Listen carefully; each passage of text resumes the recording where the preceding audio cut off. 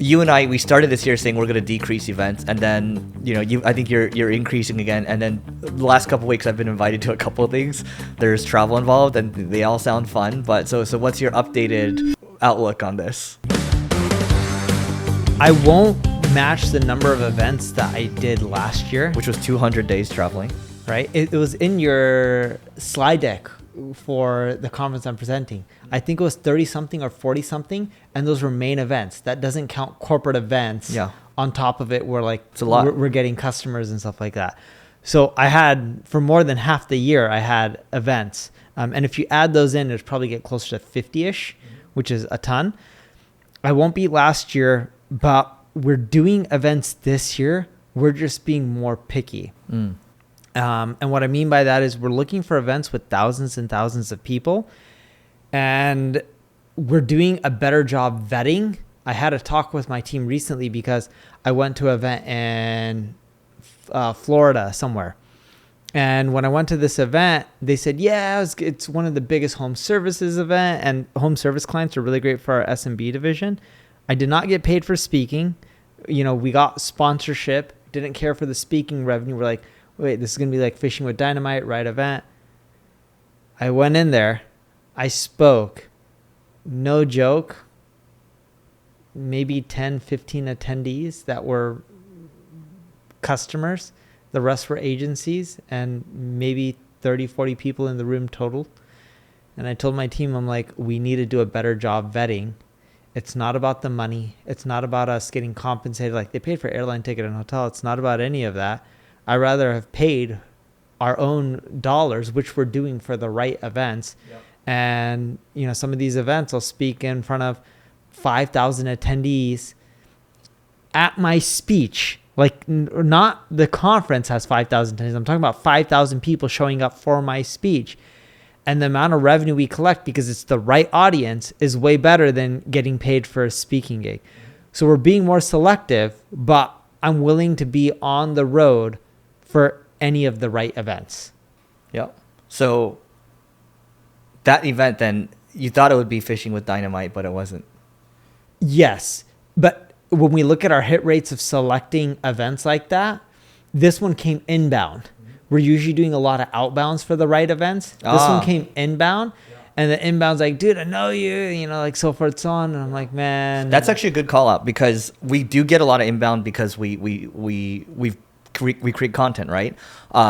But I think when you understand where you should be in front of, for example, for Carrot ABM, I should be speaking at the ABM conferences, right? You actually have to actively reach out. Yes. And then once they take a look at you, once they took a look at your resume, it's like, oh, okay, he's got a YouTube channel, he's got a podcast, okay, he's been around for a while. They generally will know who you are in the marketing space, right?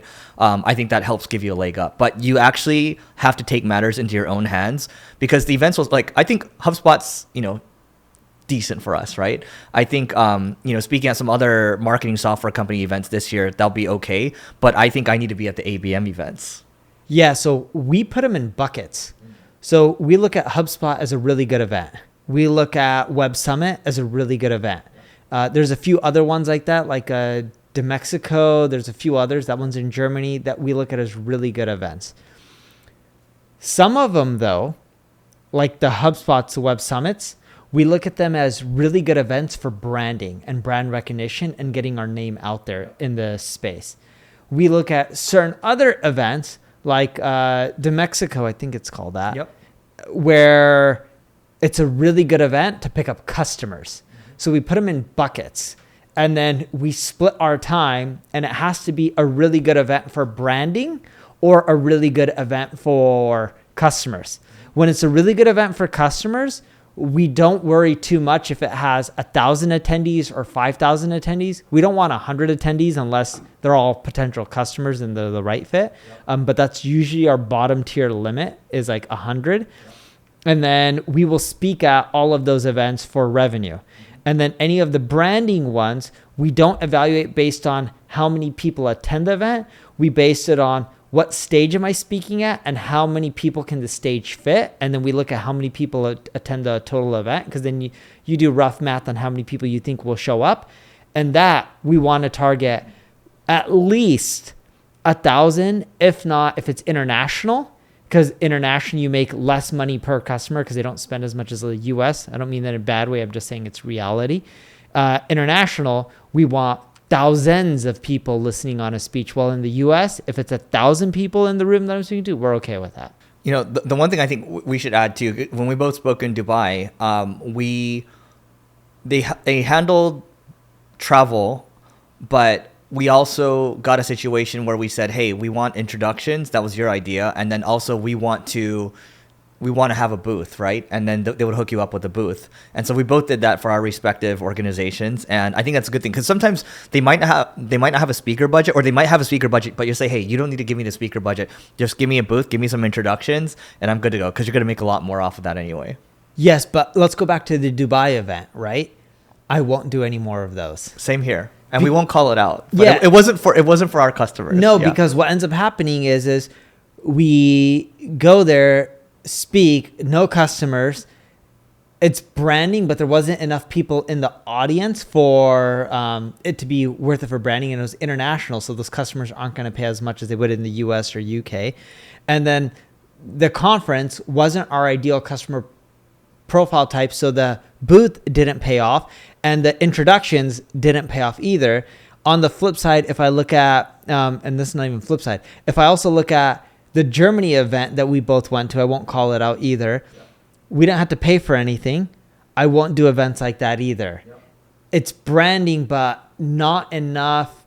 And the reason I accepted that is we have a German team, and I've never met the German team. So I was like, oh, this is a good opportunity. And it's good brand recognition to get the name out for our German team. But when I look at that, not really our ideal customers were there. And then there wasn't enough people for it to be good from a branding aspect. I think a good happy medium is probably HubSpot. Yes. So HubSpot's a great one because they have 20,000 people over, X amount of days or whatever. And you had, I think your main stage, so you had like 3,000 or 4,000 people or something like that. And my stage was like 700 people. So it's a pretty good amount of people. I don't look at HubSpot as a good happy medium. I look at HubSpot and Web Summit as like the gold standard.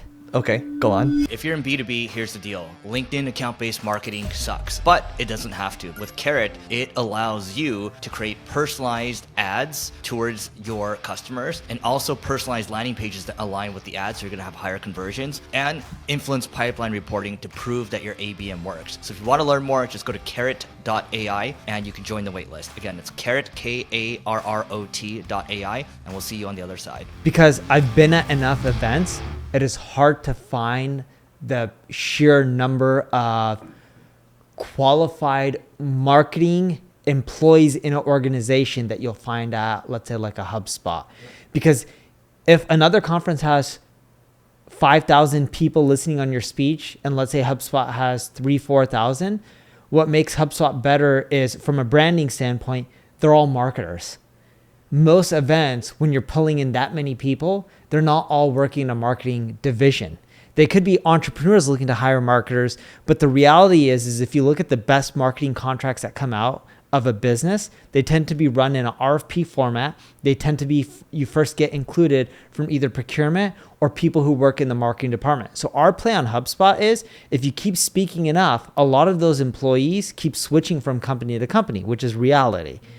Eventually they land at and HubSpot's going upstream, but a lot of those players eventually go to work for Fortune 1000 companies, especially in a bad economy, because they tend to have more money than startups.